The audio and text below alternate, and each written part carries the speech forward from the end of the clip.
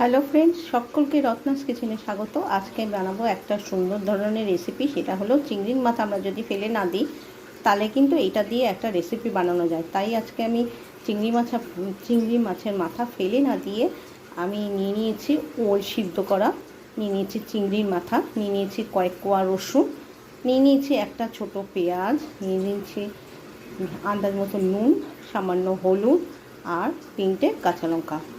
তো আসুন আমি এবার কড়াই বসিয়ে দিচ্ছি। কড়াই বসিয়ে দিয়েছি, কড়াইটা একটু ভিজা রয়েছে, শুকিয়ে গেলে আমি তার মধ্যে তেল দিয়ে দেবো। একটা কড়াইতে তেল দিয়ে দিচ্ছি রসুন কুচি, মানে রসুন দিয়ে দিচ্ছি। রসুনটা একটু ভাজা ভাজা করে নিতে হবে, আঁচটাকে আমি একদম সিমে রেখেছি, এবার একটু জোর করে দিলাম। এবার দিয়ে দেবো চিংড়ি মাছগুলো, মানে চিংড়ি মাছের মাথা। এবার দিয়ে দেবো পেঁয়াজ কুচি। খুব ভালো একটা রেসিপি, যারা এরকম বাটা বুটি বা ভর্তা খেতে চান তারা অবশ্যই এটা ট্রাই করবেন। দুটো কাঁচা লঙ্কা দিয়ে দিচ্ছি আন্দাজ মতন হলুদ, আন্দাজ মতন নুন দিয়ে একটু ভালো করে নাড়াচাড়া করে নেবো।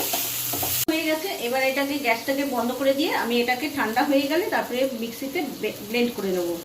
এই কড়াইয়ের মধ্যে দিয়ে দিলাম আমি শুকনো লঙ্কা, তারপরে সামান্য একটুখানি তেল দিয়ে শুকনো লঙ্কাটাকে একটু ফ্রাই করে নেবো। শুকনো লঙ্কা মোটামুটি ফ্রাই হয়ে গেছে, এই যে ব্লেন্ড করে নিয়েছি। এবার কড়াইয়ের মধ্যে দিয়ে দেবো, একদম কড়াই টেটে গেছে, কড়াইয়ের মধ্যে এগুলো হাত দিয়েই দিয়ে দিচ্ছি।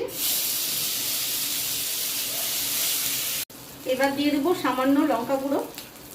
ঝালটা আপনারা স্বাদ অনুসারেই কিন্তু এখানে ব্যবহার করবেন, আর এরকম ধরনের রেসিপিতে কিন্তু একটু ঝাল হলেই বেশ ভালো লাগে।